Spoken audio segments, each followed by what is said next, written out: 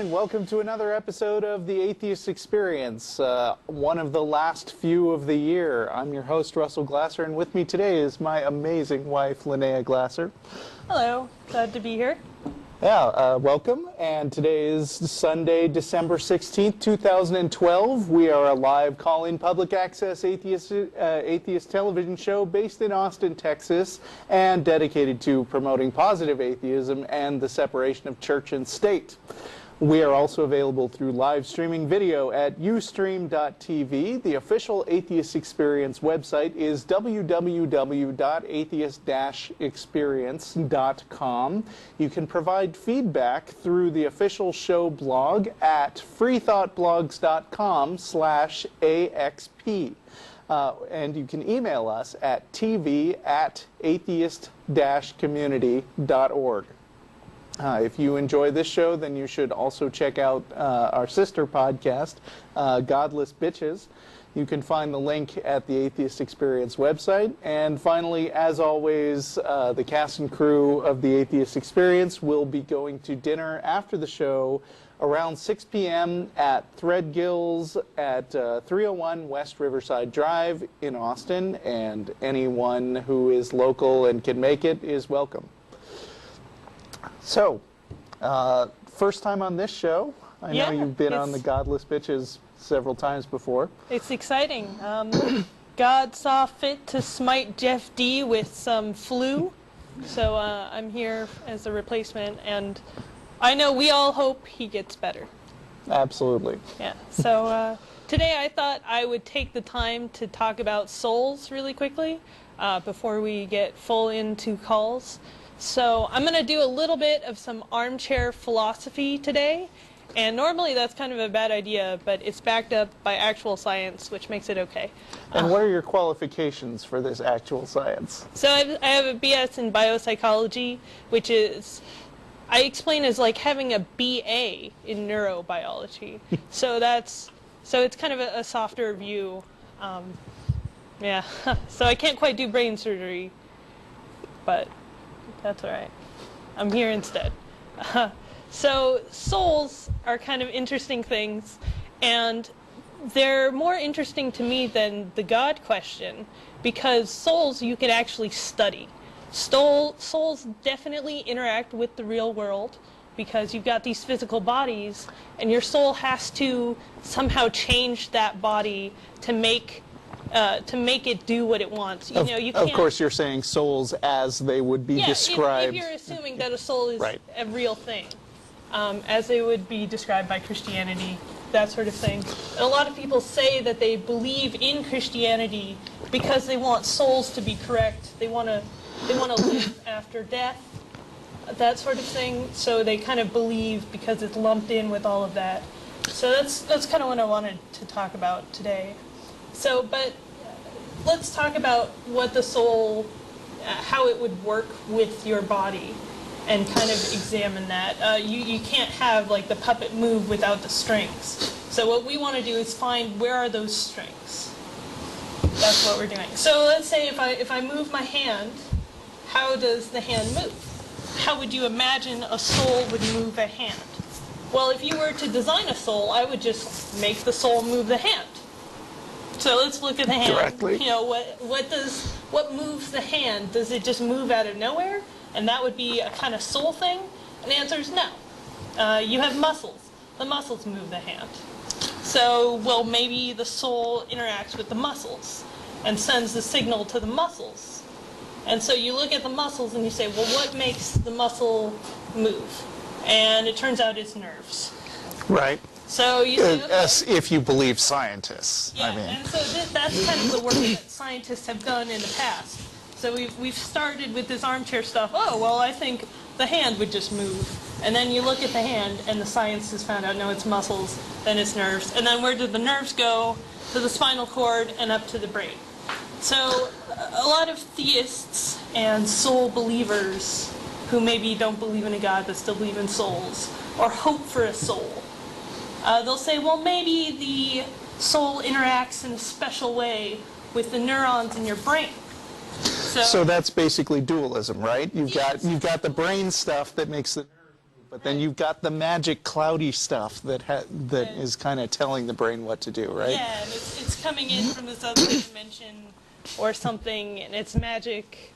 So you look and say, well, okay, even if it's magic, even if it's kind of this weird thing that's going on, you still got to see that point where it makes a change that you wouldn't expect, based on the laws of physics, based on how proteins interact, that sort of stuff.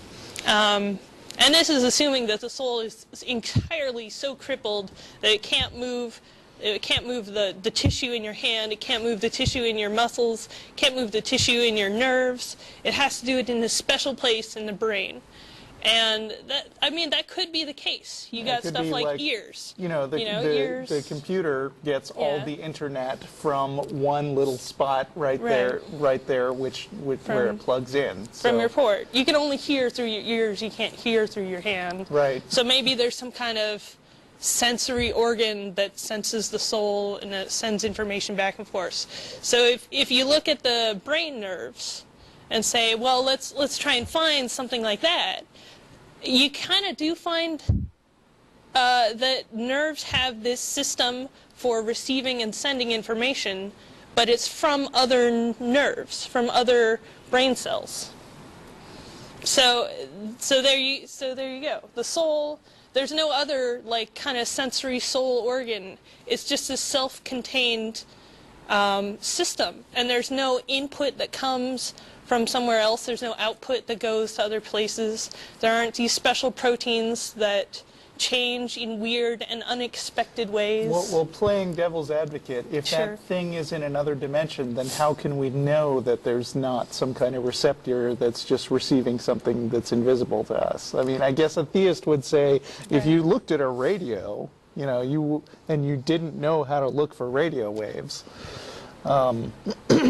Well, you can still build a radio that will pick up those kind of waves, and you can still see how it interacts. And I mean, that's interesting. You could maybe make a machine that would hijack the magic soul stuff, communicating with the brain, and make it communicate with a robot instead. And then it would be perpetual energy. So that would be kind of cool. You could ensoul a robot that way if that was how it worked. Okay, why can't we?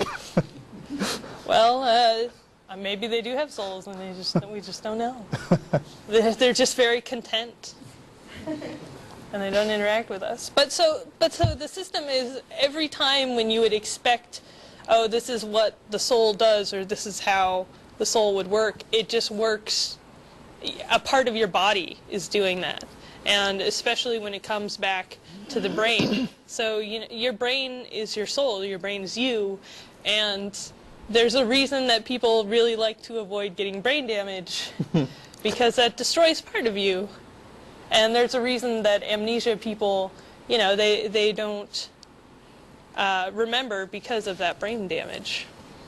It's not that their soul just forgot to interact with that part.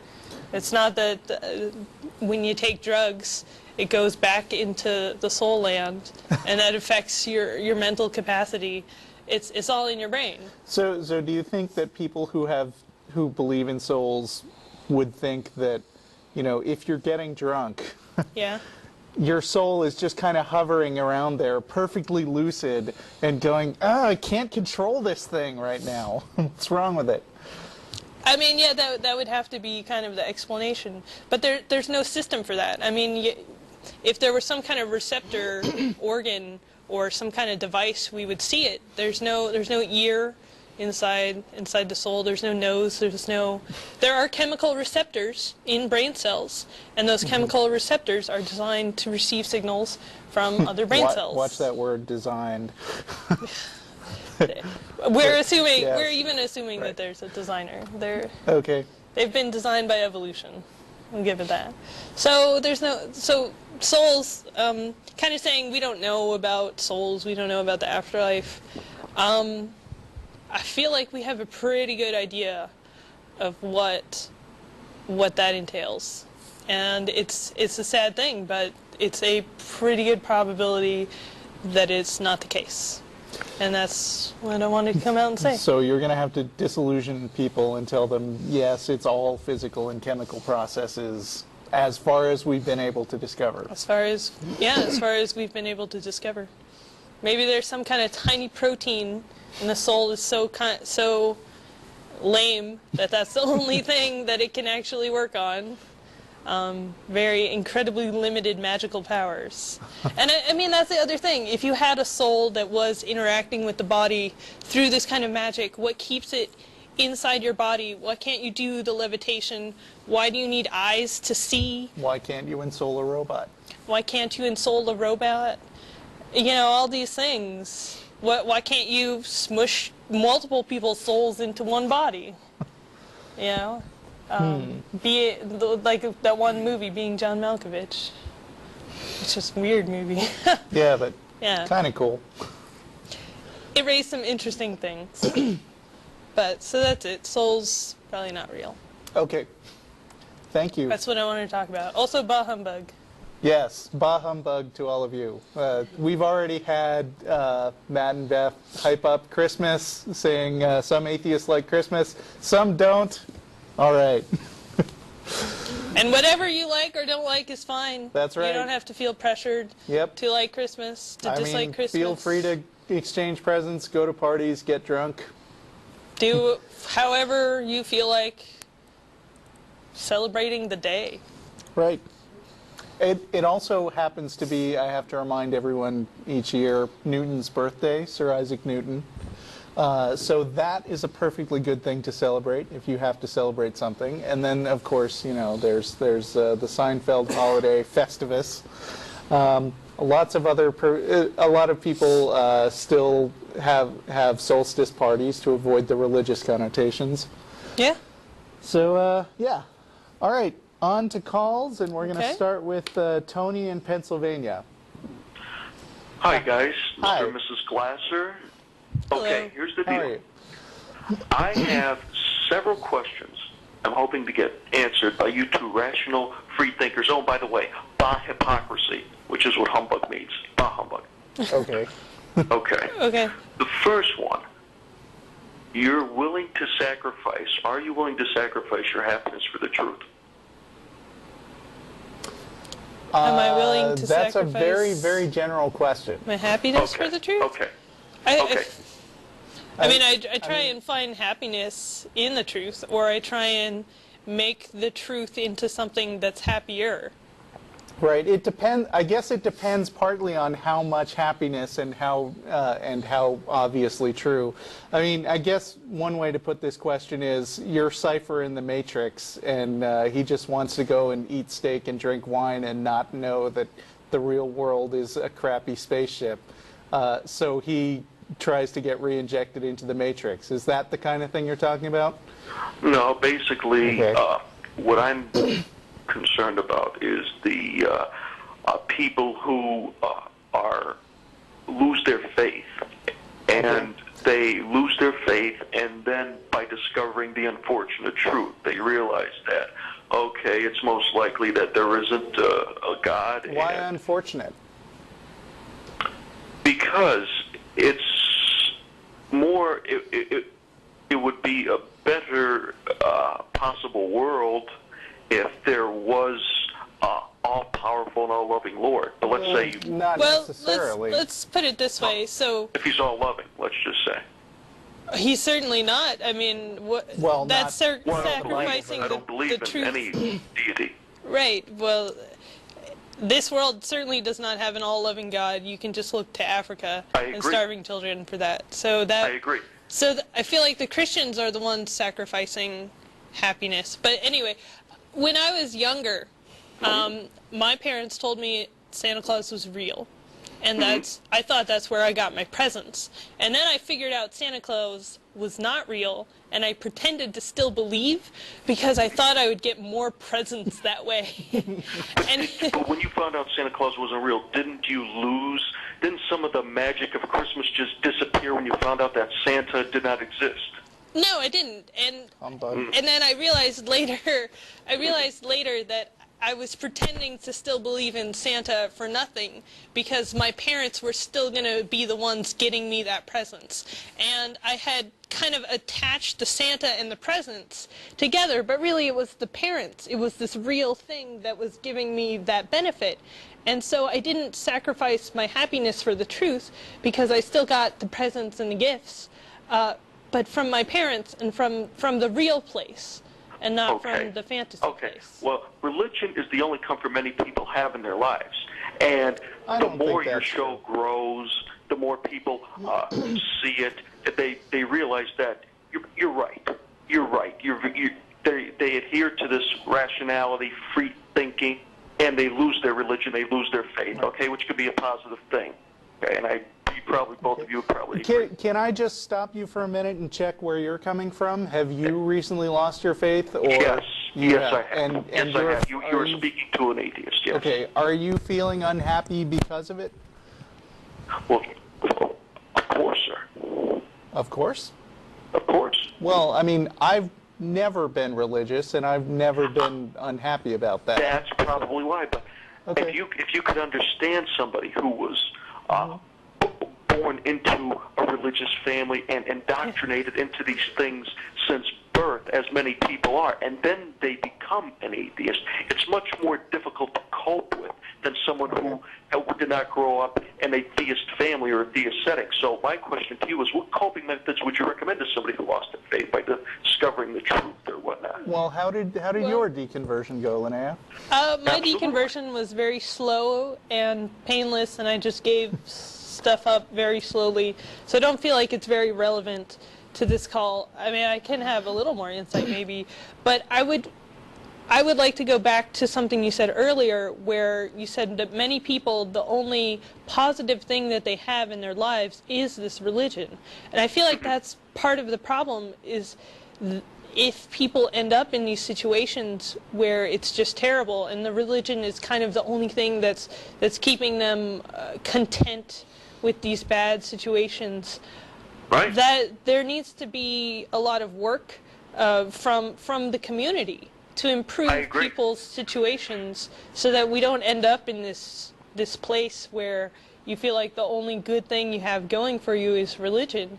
And I feel like there are many ways that you can either improve your life to give it more meaning, if you feel like you're not doing enough, or if there's something that's going on that's kind of more out of your control, that's putting you in a bad situation. There are social groups and social people you can talk to professionally who can help put that kind of perspective of, this is all the good things that you are doing, and this is all the good things in your life, or you can work towards improving that. That may be fine and just in everyday life, but what happens when tragedy strikes? I mean, as a recently atheist, I haven't been struck with tragedy, but I fear that when I do, what is the method that would help me then? I can get through everyday life. When a tragedy strikes, what do I do? Well, it depends on the tragedy. Let's say dealing with not so much a death, but a disaster. Let's say a house fire, for example. A house fire. Because I could tell you, I mean, Russell asked me how I lost my faith. I could easily answer that. I mean, the thing about a house fire is that it emotionally sucks, and it destroys a lot of property. And when you have that kind of fire, you should be able to rely on people and community around you and friends and family who can say, man, that's a really sucky situation. Do you need help? Do you need a place to stay? Yeah, but then they throw religion into it. They'll throw religion into it all of a sudden. Well, then you need a better class of friends. Or you can say, I really appreciate, I know that means something to you, and I really appreciate that sentiment, because what they're giving to it's you. kind of it's kind of hard to disentangle these two things, because it's not just the thing that religion provides only good things and happiness to your life. you know, religion causes those strings to be attached. Like when people say, "Well, I'll help you, but first you have to accept Jesus." That's kind of, you know, that's kind of a balderdash. What? That's balderdash. I don't buy any of that. No, not anymore. Poppycock. I don't believe in that. It's wacky. You don't believe? I don't believe. No, I don't believe in that that theological superstitious nonsense. It's Right. wacky.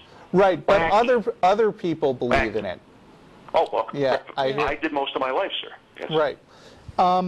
There was just a school shooting, and someone Oh, yes, was in famous. Connecticut. Oh, terrible. Yeah. Someone famously just said, Mike you know, Huckabee? I didn't catch who it was, but he said, you know, the reason that this happened is because they took God out of schools, referring to, you know, removing school prayer. So they're saying that, oh, this tragedy. Yeah. So Yeah, of course it is. so when it you is become an atheist, former- you don't have that kind of stuff where you're like, well, something bad happened to you, but you must have deserved it, right? So you can look at it and say, yeah, crappy stuff happens to good people, and that sucks. And they themselves commit logical fallacies other than theological ones, such as an argument from arrogance. Yeah, Sure. all the time. The thing is, I mean, atheism doesn't provide specific mechanisms to cope with the world other than what you get from looking at the world realistically. But that doesn't prevent you from going with all the, from looking into all the other ways to cope with terrible things in your life, which are things like getting counseling, finding comfort in your friends and your loved ones. Doing something you like, I don't know, taking a bath. Yeah, taking a hike, going into nature if that's your thing. You know, reading philosophical books. There are a lot of great books of philosophy by atheists, such as Bertrand Russell, or I think one that I read by Robert Nozick called The Examined Life was pretty good. I heard The Demon Haunted World by Carl Sagan is renowned in the atheistic community. Oh, I love The Demon Haunted World, but I wouldn't say it's so much about, you know, philosophically, how do you deal with difficult emotional times, as it is what's an overall perspective that you can use to sort of understand the world and reality through science. So, I mean, different topics. Sure. Okay. But Bertrand Russell, The Conquest of Happiness is a good one. The Conquest of Happiness, okay. Yeah. Okay. Well, I would like to thank both of you for helping me out very much, and I wish Jeff the Gamer D a speedy recovery. Thank too. you. Thank you. Thanks for calling. Bye. Thank you. Bye. Bye. All right, we have Dimitri in Maryland.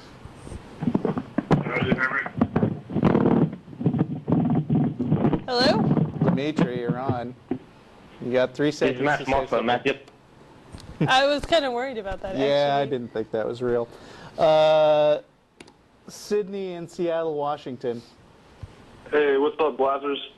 Hey, How you that's doing, a good Sydney? way to refer to it. Just hanging out. First time caller, but a huge fan of the show. Okay. You guys are really instrumental in my deconversion, and Thank you. yeah, you guys are pretty good. You guys are pretty good. Thanks. I was calling because I wanted to get your opinion on a particular stance that I have right now. I was a Christian for about 20 years of my life. You know, indoctrinated, born and raised, whatever. And something like really terrible happened to me when I was 20, and that started leading to my deconversion. And you know, then I started looking at YouTube channels like Thunderfoot, and I ran into you guys, and you know all that. I was a huge atheist for about 5 years after that, and I hit rock bottom. I became addicted to some stuff. And I just lost all control of myself, and I recently started praying again. And I'm not saying that I'm praying to God or I'm buying into the whole Christian faith or anything like that. I'm kind of like implying a power of positive thinking kind of perspective. You get what I'm saying, kind of, or not? Yes. Yeah, sure. So, Yeah, so I was just... Oh, go ahead. I'm sorry. so one of my favorite things that I studied in when getting my degree was placebos, and kind of I was really interested in it because I was thinking, you know, how can you harness this real phenomena that's happening and make it also apply to real medicines? Placebos So- being if you take some fake medicine Yeah. and you think it's real, then you're more likely to get better. But there's a whole bunch of tricks and stuff that improves how well the placebo works. If you make up some kind of explanation for how it works in your body, then you'll do better than if you just took the placebo that some doctor gave you. The more you work at it, like a placebo surgery is more effective than a placebo pill. I would not recommend taking a placebo surgery. Sure. But you know, when you go through that motion, there's a reason that prayer became popular. If it didn't work somehow, then you know, it doesn't work through magic. It has to work somehow, and Well, you can I mean, take that and partly make it work. works. Partly it works just by confirmation bias. I mean, people Sure. think that some of their prayers have been answered, and they don't think so much about the ones that aren't answered, and so they feel like, and so they can develop that sort of mental superstition around it, right? I don't think he's like asking for wish granting. I think he's Yeah. just like. Well, no, I'm certainly not implying that by praying that you influence the natural world or anything like that. I'm not implying that. No. But I'm kind of going with what your wife... I'm sorry, what's your first name? Linnea? Linnea. Gotcha. Yes. Okay. Basically with what she was saying about how there might be like not necessarily a placebo effect, Yeah. but more of like a physiological, maybe neurological, like you're just in a positive mood, right? And like Yeah. when you're in a positive mood, stuff just like seems easier. Right? Would you agree with that? Yeah, and so I think that's a great thing to do. You know, trigger that however you feel like, and as long as you can say, I know where this is coming from, it's coming from inside me, then that's great, and you should definitely Right. take advantage Well- of that. I know Dan well, Barker likes to speak in tongues, and he doesn't believe in that stuff anymore, but he Right. just finds it enjoyable. Well, okay. Well, I'm kind of like at the point to where like I'm with atheism. Like I completely understand where y'all are coming from, and in fact I agree. Like you know, but I'm kind of at the point to where I'm saying, you know, I'm just going to choose to believe. Like it's ridiculous. I know that it's ridiculous. Well, It's completely suspending. Believe Go ahead. what? Just that you know there might be a higher power, and that if I consistently go through reaffirmations or you know state reaffirmations and ask for things and truly believe that not necessarily that all of those things are going to be granted to me, but more that I'll be okay, like I'll be fine. Well, you know, there's two senses in which you could believe that. I mean, you're saying that you choose to believe it, which is weird to me because, I mean, do you think there's a reason to believe credibly that the God exists, or are you just believing it because it makes you feel good to believe it, and you straight up say that? I would say to empower the positive perspective that I'm coming from, I'm just going to choose to believe, like, because that's what faith is, right? So you're going to say that you believe, but at the same time, on some level, you know it's actually not true. Well, can anyone say it's true? I would say more. I'd say I know it's illogical, but I'm going to choose. Like, I mean, we can't say that anything's true or not. Well, right? then in that case, do you really believe it, or are you just telling yourself you believe it?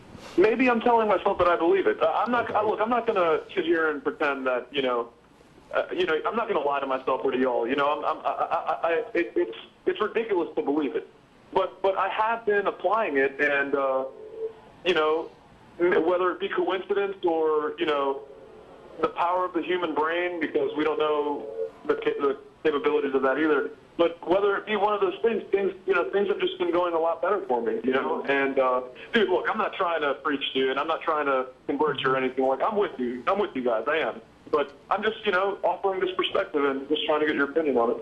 I feel like that takes you to a potentially dangerous and kind of selfish place. And let me explain why. So, I mean, Mormon underwear protects you from fire. Okay. Would you choose to believe that? Well, I mean, If you were in a fire and there was some Mormon underwear, would you say, well, I should put this on so that I'll be protected? Right. Well, again, I was when I talked about prayer, I wasn't suggesting that it would influence anything in the natural world. I was suggesting that it would influence something physiologically or neurologically. But could you choose to believe it, and then maybe it could influence your skin to protect you against the rising heat? I mean, it gets to this weird place where you're making, where do you draw the line? And then you also get to a place where there are all these people who are really suffering, starving to death, have malaria, and what is their excuse for not praying hard enough? Right. No, I agree with you. Again, like, I'm not trying to say that I'm not trying to say that you could bend reality with it. You know, obviously the limits would be, you know, the limits of the natural world. So, you know, I mean, what I'm thinking is, if all you're choosing to believe is believe the fact that positive thinking will influence you psychologically, you don't have to believe anything irrational. You're right. Yes. I mean, that is actually true. That's, like she said, the placebo effect. It's a real observed phenomenon. But the real question is, do you believe anything supernatural along with that because it's convenient? I don't, because it's illogical. Okay. Then you're right. I believe if there was That's a God great. Then and we he agree. gave me a logical brain, it would be ridiculous to be illogical with it. So yeah, I hear you. Yeah. All right. Then we Okay. agree. All right. I think we're going to move on to another caller, though. Sure. Hey, good talking to you guys, all right? Thank All you. right. Thanks. Take it easy. Bye. Corey in Alabama. Hey, Hi. how are you guys doing? I'm good. How are you? Great. I'm doing well. I'm a theist here in Alabama, and Okay. I would like to first off thank you guys for this whole show. I know you don't get a lot of thanks from a lot of people, or a lot of theists at least. But I would like to thank you guys to push people to more and be more logical Well, thinking. thank you, Corey. I'm glad you appreciate it. Oh, you're very welcome. I would like to discuss, I know you've heard this 100 times before, I'm sure, but the quantum cosmological argument, Okay. Okay. being obviously premise one, whatever begins to exist has a cause. Premise two, the universe began to exist, and then the conclusion logically follows, therefore the universe has a cause. Okay. Okay. What specifically do you mean by universe? The universe, like all matter, space, and time. Okay. All matter, space, and time. So not just the physical universe that we know began to exist with the Big Bang, but like any potential metaverses or anything else that might exist as Your soul stuff as well. Right. How do you Yeah. know that began to exist? Because with the reality of time, there can't be an actual infinite that can actually exist. Why not? Being that time is a series of events, one after the other, you would never be able to get to now. If there was an infinite past, you would have to transgress That's an infinite kind of amount a of time to get weird now. misconception about how math works that a lot of people make. But I don't know. Anyway. I feel like I'm convinced now that Shiva exists. This is the That best. what? Shiva exists? I Shiva? feel like, yeah. yeah, This the is Hindu a- god, is that the one with the arms or the Yeah. one with the elephant head? Yeah, I mean, that's who created the universe, right? I'm not sure. Not with that one, at least. But that would prove that. Well, actually, that would prove anything. Shiva wouldn't be able to exist. You know, she's a physical god, and having physical attributes means that you're All right. bound. So space and time. let's say that we go with this argument, and ultimately we decide that what it proves is that there was something that didn't begin to exist, right? Okay. I mean, that's what you're getting at, right? Somewhat. It would have to be a transcendent being. No, wait. Who said being? Oh, well, inanimate objects can't create something. Why not? Because they have no will to do so. You don't need My will. toaster makes toast. Are you saying your sister's inanimate? Like an abstract object? Yeah, the toaster can- makes toast. A toaster? Out of Yeah, bread. I mean, when Have you to- say we have to- inanimate they have to have objects, the will of us. when you say inanimate Make it. objects can't make things, you're kind of begging the question, because you're assuming that there are no natural processes by which things come into existence without a God, when what you're trying to do is prove God. So, I mean, But things can come into existence through natural processes that were set into motion via Be a what I Shiva. would say is God. or via a toaster, a cosmic toaster. Yeah, a toaster. A cosmic toaster. How do you Well, know? toaster- How do you A know it toaster wasn't? would also have to be physical, being that it's a toaster. Therefore, it would have to be under the No, constraints no, it's a of matter and time, transcendent which would- toaster. What? It's a transcendent toaster. Transcendent Transcends toaster. time and space. Right, doesn't have a personality, but it's a toaster hovering in nowhere in no time, and through it all things come to exist with no intent. With no intent. How could it have no intent yet come to exist or bring into How existence? could Same something way a with regular toaster has no intent. how The could toaster something was with made, though, intent by have something that has an intent to do something. how Like it was could made by your a guy person okay to make so toast. so your idea is that it's just like the toaster except that it has this will somehow, It's like the brave little toaster. right? Yeah, close to it. I would say that it can't be really defined as a toaster, being that toaster as we know it has physical properties. So, I mean, if you want to use toaster Not instead this of the word toaster. God, I mean, This toaster has no physical properties. well, then it wouldn't be a toaster, would it? We define toaster as something that has physical properties. all right, but it wouldn't necessarily not be a this god one. either. Not this one. Why not? Because that's... How else could the universe have been created? If not... Except by the except by transcendent this thing. toaster with no physical properties. That transcends time and space. Well, that's not me. That's what I think, that the transcendent being is the thing that did create the universe. Okay, I know you think that, but you have to actually demonstrate it in order to convince other people. And the Kalam cosmological argument doesn't really do it. I mean, at best, the Kalam cosmological argument attempts to convince people that there must be a thing without a God, and then you jump to this assumption about it being a being, which there's not really any support for that. Well, the only Even two assuming we possibilities grant that for it premise. to do that, the only two possibilities that could have created it, the uncaused first cause or whatever you would want to call it, Transcendent would toaster. be an unembodied mind or an abstract object. If I had a soul that could travel back in time, could I be the one that created the universe?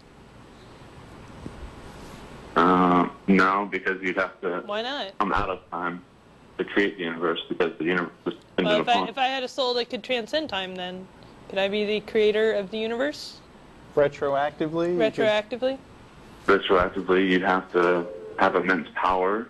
You'd have to My soul has have that. the will to create the universe. Okay, yeah, it would have that. And let's see, what else would you have to have? You have to be non-physical, because then My you soul would- is not physical, so that's cool. okay. Soul is not physical. Like that would seem to be describing what the cosmological argument has to prove. This guy just proved that I'm the creator of the universe. This is the best well, presentation of the cosmological argument I I have don't ever see how seen. that proves that you're the creator of the universe. Well, Or I mean, physical. I mean that's the problem here. I mean, really, what the Kalam cosmological argument defines is a vague set of properties without actually identifying anything. Any leap to, well, it's got a personality or it's a thing that we could call a god, is just conjecture. Even if the other things about the Kalam cosmological argument work. Yeah. It's just as likely that I did it as some other thing, any other thing you could name. Do you have the immense amount of power that would create the universe? My soul does. My physical body doesn't, but that's because it's a physical body, but my soul does. So, I'm not sure that follows. Well, I believe I know how much power my soul has. Interesting. Well, I'm not sure that this is going to further. Well, Well, that's kind of what we say, that we're not sure about, about that kind of stuff. We don't say absolutely that we know how the universe got started. We just don't find That a God terribly a particularly convincing possibility. What would you find as a particularly convincing possibility? If I knew that, I'd have a Nobel Prize. So it seems that there's faith on both sides of this argument. No, because faith involves feeling certainty about something that you have no reason to know about. And I just said, we don't know. I mean, I don't think so. You seem to know that there isn't something, and there's the faith in that you don't. We don't. It's just that the issue is about burden of proof. I mean, if you tell me that you know that the Loch Ness Monster is real, then the onus would be on you to provide the right evidence that the Loch Ness Monster is real. I mean, why did you hesitate to believe that I'm the one who created the universe? Because you are not all powerful. But I just told you I was. My soul is. I mean, I feel like what you're in your mind, you're saying to yourself, that is ridiculous and silly, and I don't have a good reason to say why that's ridiculous and silly, but it's just kind of common sense, and I don't really know where to go with that ridiculous thing that you're saying. And that's kind of how we view the God thing. Right. I mean, You think of God as just the soul? No, we think of God as just something you make up to answer something that you don't know the real answer to. Doesn't mean it couldn't be true. It just means something you make up isn't that convincing a possibility. And canon-wise, I think God's the ultimate soul. By saying that it's something that we make up, that you're trying to put it as something that can't be true. Well, do you have direct evidence of this God? Do you need direct evidence to believe stuff? Generally, yeah. I mean, you know, if you did tell me this Loch Ness Monster thing, my default position would be not to believe you. And you could make up something that's true. Like, I can make up that there is a guy downtown right now wearing a red shirt. And, I don't know, that could be true. But I'm not going to believe it until we get the evidence. And what kind of evidence would suffice? What kind of evidence? I'm sure that an all-powerful creature would know exactly what kind of evidence. I mean, in the case of the guy with the red shirt, it's pretty, weak claim. So, I mean, just a picture of him on Facebook with the tag would actually be good enough for me at that point. But for something that says there exists a being outside of time who is all-powerful and can do any kind of magic trick and creates universes and doesn't like gay marriage, that would require a very big magic trick. Right. It doesn't seem like it's that big of a jump or a leap. Well, I think that something, if there was something like God, that would be transcendent, all-powerful, all-knowing, and stuff like that. Well, you just said if there was something like God, then it would be like God, which is... And yet it's too much of a leap for you to believe that I have a soul that's that powerful. I feel insulted. There. I can't hold her back. Well, I wouldn't want to insult you. She's really angry now. You're welcome to call in another week. I think we've got 15 minutes left, and we're going to move on to another caller. But thanks for the discussion, Corey. Thank you. All right, bye. David in North Carolina. Hey, hi, Russell, and thanks for taking me. I called in initially, but I lost the signal. The internet is my virtual lifeline to the world, and it failed on me. But I'm glad I had an opportunity to get back on. All right. Can you hear me okay? Yes. Yeah. Okay. Like many people, I am active on social media, and like many people who are active on social media, my friends, the people who are out there that I associate with, represent a broad spectrum of interests and beliefs and worldviews and so forth. In the wake of the recent tragedy in Connecticut, the elementary school shooting where so many people lost their lives, a lot of my more faith-oriented friends have now gotten in the mindset. Well, they're reposting things which say in so many. It's a dialogue with God in which people are asking God, why did you permit this to happen? And God is answering them, sorry, I'm not allowed into schools anymore. And this just drives me crazy. I am an atheist, as it happens, and what I want to be able to do is provide some sort of a cogent response that isn't, it's not egregious, it's not mean-spirited, but at least encourages them to think about why they think this, and maybe they should think a different way. So apparently these people, along with former governor and presidential candidate, I'm going to put you on hold for a second. Yeah. Sorry, you got some kind of weird background noise. Yeah. I'll tell you when I let you back on, though. Apparently, along with Mike Huckabee, these people believe that there's a God who's going, hey, I have the power to save, 27 lives right now, but, not enough people are praising my name in the school every day, so screw them. Yeah. What a dick. What a dick move, yeah. Asinine. What? Yeah. Yes. I mean, there's just multiple levels to which that's ridiculous. One of them is that there's no evidence that God ever saves anybody from a shooting. That's wishful thinking. And the other is the absolutely horrifically scummy and callous belief that the all-powerful God is not rescuing the lives of 6-year-olds, was it? Or I think so. I didn't get the details, but there were a lot of elementary school children. Because he's throwing a temper tantrum over some legislation about about teachers not being allowed to promote religion in school, and he's taking it out on little kids. Right. Screw that God. Well, he's asking, how do I deal with the people who believe that this is a real thing? This sounds like a Facebook problem, am I right?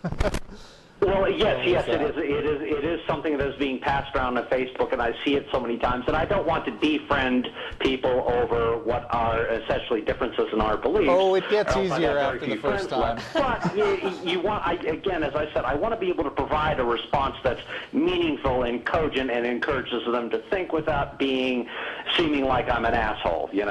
Well, two things. First of all, you don't have to defriend. There is an option to unsubscribe.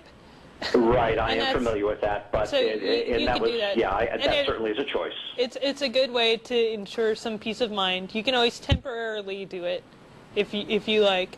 But what I would recommend is they're being an asshole. They're being incredibly rude. You have the right to be rude back. And you don't have to expect it to go anywhere. And I wouldn't get embroiled in a flame war that goes for multiple posts with it going back and forth. This says this said that. I would respond with something that's kind of short and simple and just says, look, I feel like this is really insensitive to people who are suffering and who actually who got hurt by this, who got killed by this, and I feel really badly about this. And you don't even have to touch, the God stuff, the religious stuff. Just say, I feel like this is not an appropriate sentiment to be expressing. And that's kind of a good thing to do, because that's not you can't really flame back to that. You can't be like, well, it's completely appropriate, you're dumb. I unfortunately, over the course of trying to express my views and do exactly what you describe, I've found myself embroiled in those flame wars, to use your expression, and they're unproductive. And at the end of it, neither party, neither side in the argument ends up changing their mind anyway. So it's David, I'm going to do you a huge favor right now. I absolve you of responsibility to fix your friend's stupidity. It's not your job. It's fair to reply once so that other people, if they read that post, they can see, oh, it's not just this one person that thinks this way. But if they reply back, I wouldn't even bother with it if they want to keep going about it, because no one else is going to see. And Russell has this policy where he doesn't reply to people unless it's public or he enjoys it. I think. And so once it gets to the point where no one else is seeing it and you're just fighting a big wall, don't fight the brick wall. Yeah, you're right. That makes sense. And I really have, as time has gone on, I've kind of evolved into a point where I will make one response, and then after that, it's fine. You have your position, I have mine. We're not going to see it the same way. That's the end of it. Let's move on. Right. Although when she says, if I enjoy it, it's fair to have an argument if you need the practice. If it's the first time you're hearing something, feel free to bang your head against that wall, because in the future, if that topic comes up again, you might have a better idea of how to respond next time. Sure, it's kind of analogous. I've been going back through, I'd stopped following recent shows for a while, and I've been going back through and listening, and on one of the recent shows, you folks talked about reading, or one of the hosts talked about making it a point daily to read or research something that they didn't disagree with the net effect that it would help you to kind of gel your argument against that and understand it better and so on. I think that was Tracy. Yeah. Yeah, so listen, I'll let you go. I know you probably want to get to other calls, but I think the work you guys are doing is very important, and I'm a big fan of the show, and thanks very much for taking my call. Thank you. Thanks. Thank you. Take care. Bye-bye. Bye. Good luck. Plus, if you argue with them again or enough, then they could be the one that defriends you. And there you go. And then the problem solves itself. Matthew in Hawaii. Hello? Hi. Hello. Oh, hi there. Big fan of the show. Okay. Thanks. I wanted to ask you guys a question about kind of coming out of the closet as an atheist. I am someone who's been kind of born and raised Christian my whole life, and I've kind of just battled with that the last few years when I've kind of discovered evidence that kind of disproves a lot of what the Bible says. But I never really had a problem pretending that I still had faith up until recently, especially with the shootings, kind of got me riled up. So I was wondering, like, how important you guys think it is to be open with your atheism and to let, like, say, family members know. How old are you, and are you living by yourself or with family members? I'm 24 years old, and I'm currently living with some family in Hawaii. You're currently living with family. I mean, getting atheist visibility out there is important, but it's not more important than your personal safety and well-being. So that's a judgment call that only you can really make. If you feel like they would maybe kick you out or retaliate or manipulate you in some way with regards to your current living situation, then I would say there's no sin when it comes to lying. That's okay, and I had to go through that for a while, and it was hard. It was kind of heartbreaking, because you want to do the right thing. You want to present yourself and be accepted as who you are, and that is a good feeling when you have the luxury of doing so. So, yeah. Sorry, just to add on to that, it's like I have confronted certain family members about at least not necessarily being an atheist, but even early on when I just had questions, and it seemed like just asking questions kind of like riled them up. And so, I mean, that kind of made me reluctant a little bit to be more open with it, because I wouldn't necessarily say that I'm outright atheist. Sure. But, you know, it's like, it seems like even questioning the Bible can upset fellow Christians. And so it's like, I'm not really sure how to go about that, or if I should at all. Or I guess, like you were alluding to earlier, kind of wait for the right timing. I mean, maybe my situation isn't the best right now to do so. Well, Russell absolved that last guy, so I absolve you. It is okay to lie to your family about this issue as long as you think that they are not going to respond in kind, with being respectful. Yeah. Right.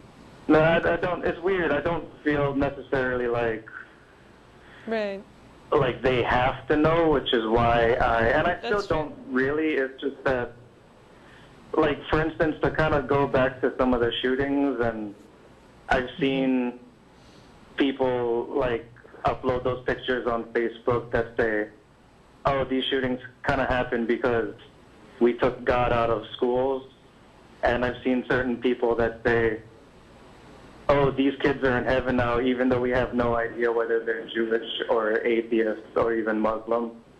And it's kind of like what little faith I have in that religion is kind of squashed right now because it makes me so ashamed to hear fellow Christians say that. Right. Well, Sure. yeah, I mean, it's going to be a long process of not only coming to grips with your own atheism, but also figuring out how to gracefully deal with the people that you interact with. You know, it's entirely possible that sooner or later your parents will find out, but there's nothing wrong with making it later rather than sooner. Yeah. Yeah, that's pretty good advice. Well, thank you for answering my question. I think I'll let you guys go. Maybe you guys can All squeeze right. another caller in real quick. Good luck to you. All right, thanks a lot, man. Yeah. Bye. Oh, I would like to throw back to the first caller, I think, Okay. who was Are we- asking about the happiness versus, are we running out of time? Is that what you were trying to say? Yeah, but we'll just, Nils, hang on, and we'll take you after in the post-show, and you go ahead and wrap us up. So yeah, so the happiness versus the reality. I don't really feel like it's a great thing to get happiness out of a school shooting. So that is what atheism offers. Thanks to the Right. casting crew. Thanks. Yeah, thank you, everybody, and we'll see you at Threadgills on Riverside. It's been a great week, and I'll see you next year. So bye. Thanks, Linnea. Thank you.